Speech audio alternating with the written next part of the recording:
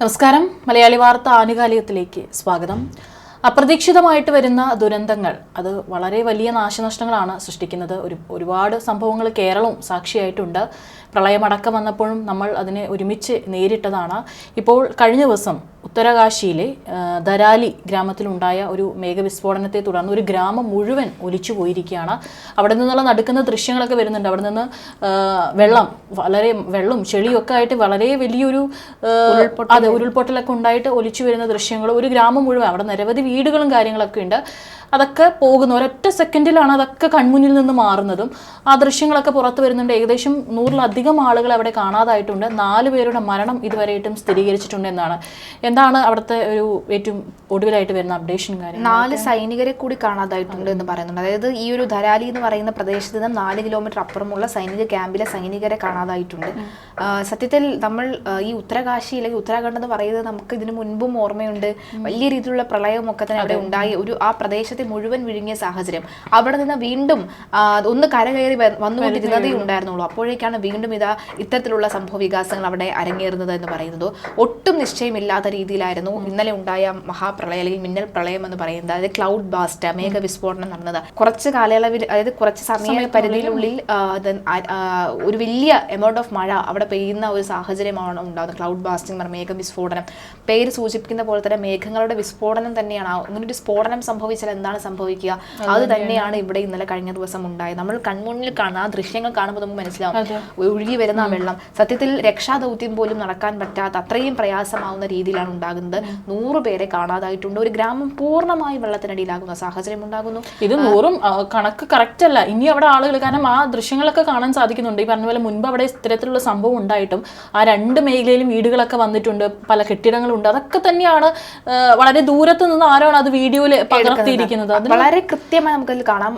മല ഇടിഞ്ഞു ആദ്യം കുറച്ച് വെള്ളവും അതുപോലെ തന്നെ ചെളിയും കല്ലും ഇതൊക്കെയാണ് വരുന്നത്. പിന്നെ അത് കൂടുവാണ്. പിന്നെ ആ പ്രദേശം മൊത്തം അങ്ങ് ചെളി, വലിയൊരു സുനാമി പോലെ. അതായത് ഈ റോഡിൽ സുനാമി അടിച്ചാൽ എങ്ങനെ ഇരിക്കും, അങ്ങനെ ഒരു അവസ്ഥയാണ്.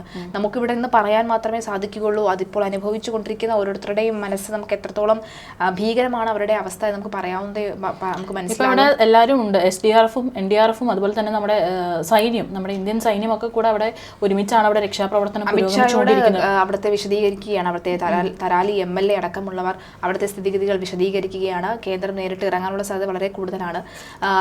ഈ സൈന്യത്തിൽ എനിക്ക് തോന്നുന്നു 107ഓളം സൈനികർ ഇപ്പോൾ അവിടെ തമ്പ് ചെയ്തിട്ടുണ്ടെന്നാണ് മനസ്സിലാകുന്നത്.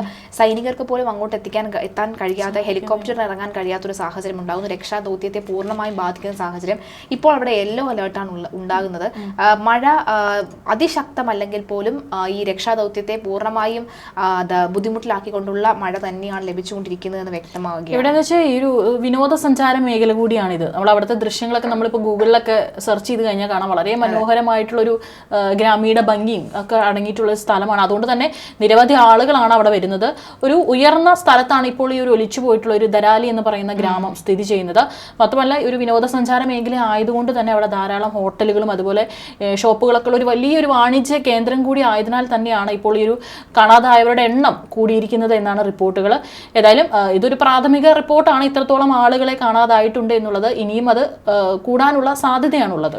ഒരു ഭാഗത്ത് മലയുടെ മറ്റൊരു ഭാഗത്ത് വെള്ളപ്പാച്ചിൽ ഉണ്ടാകുന്നുണ്ട്. അതായത് ഒരു ഭാഗത്ത് ഉരുള് പൊട്ടി മറുഭാഗത്തൂടെ പോകുമ്പോൾ അതിന് മറുഭാഗത്ത് മഴവെള്ളപ്പാച്ചിൽ പോലെയുള്ള മലവെള്ളപ്പാച്ചിൽ വന്നടിയുകയാണ്.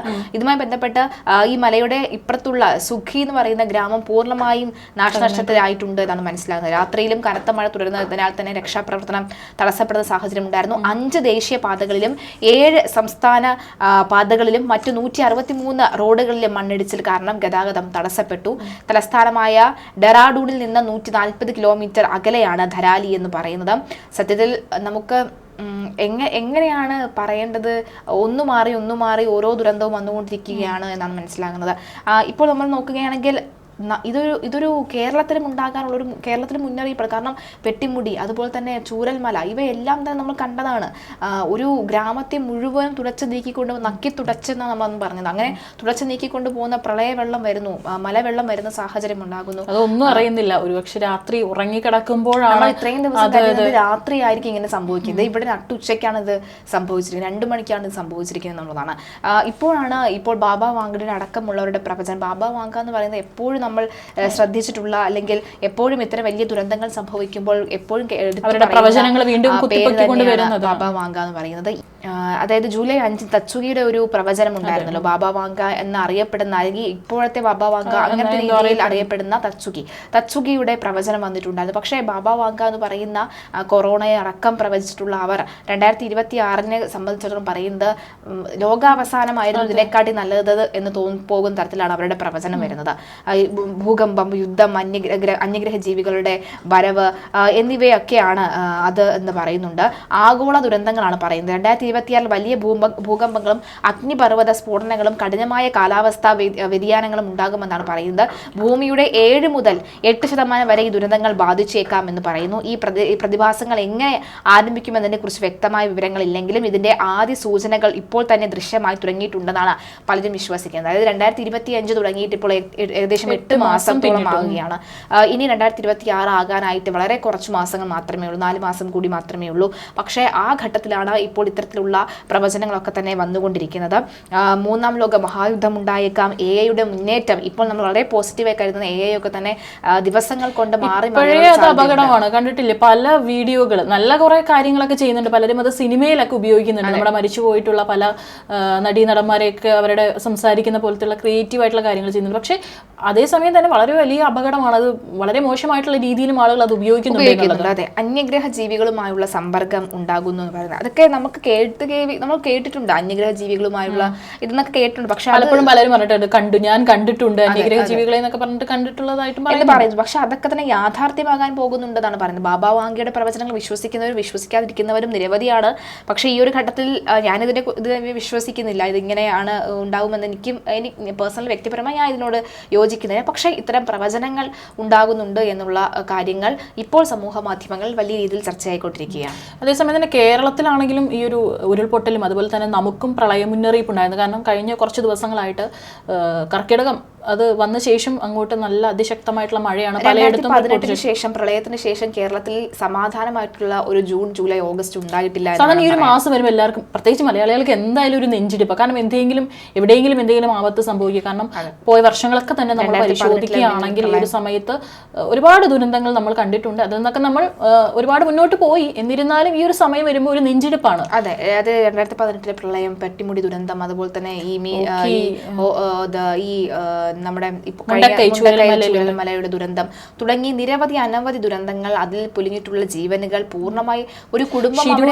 കർണാടകയിലെ മണ്ണിടിച്ചിൽ മരിച്ചിട്ടുള്ള അർജുന്റെ മരണം സംഭവിക്കുന്ന ഈ ഒരു കാലഘട്ടത്തിൽ, അതായത് അങ്ങനെ ഒരു കുടുംബം ഇവിടെ ജീവിച്ചിരുന്നു എന്ന് പോലും ഒരു ഉദാഹരണം പറയാനോ അല്ലെങ്കിൽ ഒരു ഇതിന് പോലും ഒരു ശേഷിപ്പ് പോലും ഇല്ലാതെ പൂർണ്ണമായി ഭൂമിയിൽ നിന്ന് തുടച്ചു നീക്കപ്പെട്ട എത്രയോ പേരുണ്ട്. അവരുടെയൊക്കെ ഓർമ്മകളുമായി നിൽക്കുന്ന സുഹൃത്തുക്കളൊക്കെ തന്നെ ഇപ്പോഴും അവശേഷിക്കുകയാണ്. അങ്ങനെ ദുരന്തങ്ങളുടെ ഒരു കൂമ്പാരമായി മാറുന്ന ഒരു സാഹചര്യമുണ്ട്. ഇപ്പോൾ കഴിഞ്ഞ ദിവസം തന്നെ കൊച്ചിയിലും തൃശ്ശൂരിലും ഒക്കെ തന്നെ അതിശക്തമായ മഴ ആയിരുന്നുവെങ്കിലും അത്ര പോലും ഇല്ലെങ്കിൽ പോലും ചെറിയ തോതിൽ മഴ പെയ്താൽ, അല്ലെങ്കിൽ 200 mm മഴ ലഭിക്കുമെന്നാണ് പറയുന്നത്. അതിനേക്കാൾ പകുതി ലഭിച്ചപ്പോൾ തന്നെ പലയിടങ്ങളിലും വെള്ളക്കെട്ട് രൂപപ്പെടുന്ന സാഹചര്യം ഉണ്ടായിരുന്നു.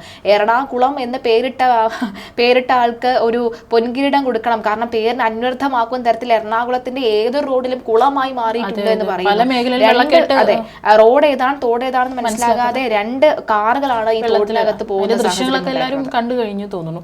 ഏതായാലും ഇന്ന് കാസർഗോഡും തൃശ്ശൂർ എന്തായാലും അവധി, സ്കൂളുകൾക്കൊക്കെ അവധി പ്രഖ്യാപിച്ചിരിക്കുകയാണ്. ആ മേഖല വടക്കൻ കേരളത്തിലോട്ടാണ് അതിതീവ്ര മഴ മുന്നറിയിപ്പുള്ളത്. ഇന്ന് റെഡ് അലേർട്ട് ഉള്ളത് കാസർഗോഡ്, കണ്ണൂർ, തൃശ്ശൂർ ജില്ലകളിലാണ് ഇന്ന് റെഡ് അലേർട്ട് ഉള്ളത്. അതുപോലെ ഓറഞ്ച് മലപ്പുറം, വയനാട്, കോഴിക്കോട് ജില്ലകളിൽ ഓറഞ്ച് അലേർട്ട് പറഞ്ഞിട്ടുണ്ട്. അതുപോലെ തന്നെ എറണാകുളം, ഇടുക്കി, തൃശ്ശൂർ ജില്ലകളിലും ഇന്ന് യെല്ലോ അലേർട്ടാണ് പറഞ്ഞിരിക്കുന്നത്. ഇവിടെയൊക്കെ തന്നെ കഴിഞ്ഞ ദിവസം അതിശക്തമായിട്ടുള്ള മഴ പെയ്തിട്ടുണ്ട്. എനിക്ക് തോന്നുന്നു ഇങ്ങോട്ടേക്ക്, ഈ തിരുവനന്തപുരം ഇങ്ങോട്ടേക്ക് മഴ പെയ്യുന്നുണ്ട്. പക്ഷെ എന്നിരുന്നാലും അവിടെ വെച്ച് നോക്കുമ്പോൾ സാധാരണ കുറവാണെന്നാണ് തോന്നുന്നത്. മലയോര മേഖലയിൽ അതിശക്തമായ മഴ തന്നെയാണ് പെയ്യുന്നത്. മറ്റൊരു കാര്യം എന്ന് പറഞ്ഞാൽ, ഈ ഒരു കാലാവസ്ഥ കണക്കിലെടുത്ത് നമ്മുടെ വിദ്യാഭ്യാസ വകുപ്പ് മന്ത്രി വി ശിവൻകുട്ടി അദ്ദേഹം പറഞ്ഞത് വേനലവധി മാറ്റി നമുക്ക് മൺസൂൺ അവധിയാക്കി ആക്കാൻ പാടില്ലേ എന്ന് ചോദിക്കുന്നുണ്ട്.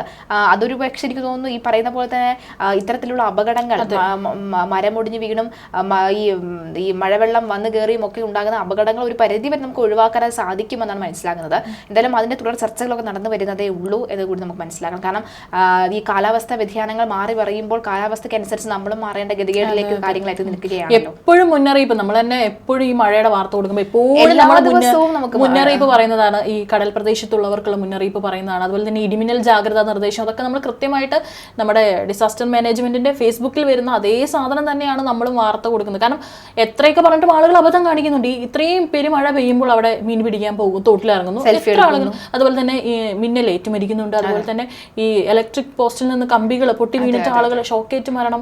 എല്ലാ പ്രാവശ്യവും മഴ പെയ്യുമ്പോൾ 1-2 മരണങ്ങൾ എവിടെയെങ്കിലും സംഭവിക്കുന്നുണ്ട്. ഈ ജാഗ്രതയൊക്കെ നമ്മൾ എപ്പോഴും ഈ റിപ്പീറ്റ് ചെയ്ത് പറയുന്നത് ആളുകൾ അങ്ങനെയെങ്കിലും അതൊന്ന് കാണട്ടെ, അല്ലെങ്കിൽ അതൊരു അപകടമാണ്. വരുന്ന ഒരു കമന്റ് എന്ന് പറയുന്നത് ഞങ്ങളുടെ ഇവിടെ ഒന്നും മഴയില്ലല്ലോ, പിന്നെ നിങ്ങളുടെ എവിടെയാണോ മഴ, അതൊക്കെ ചോദിച്ചുള്ള കമന്റുകളാണ്. അത്തരം കമന്റുകൾ ഇടാൻ എല്ലാവർക്കും കഴിയും. പക്ഷേ പിന്നീട് ഒരു മുന്നറിയിപ്പ് ഇപ്പോൾ ഒരു 10 പേര് കണ്ടെങ്കിൽ അതിൽ ഒരാൾക്കെങ്കിലും ഇന്ന് മഴ പെയ്യുമെന്ന് മനസ്സിലാക്കി അവർ വേണ്ട ജാഗ്രത എടുത്താൽ അത്രയും നല്ലതെന്ന് കരുതുന്ന ആൾക്കാരാണ് നമ്മൾ.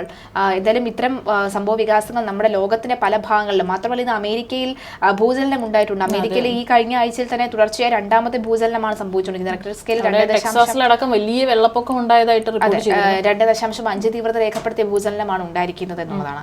ശക്തമായ ഭൂചലനം ലോകത്തിന്റെ പല ഭാഗങ്ങളിലും പലയിടങ്ങളിൽ കാലാവസ്ഥ മാറി മറിയുന്നു എന്ന് വ്യക്തമാകുന്ന സാഹചര്യം ഉണ്ടാകുന്നു.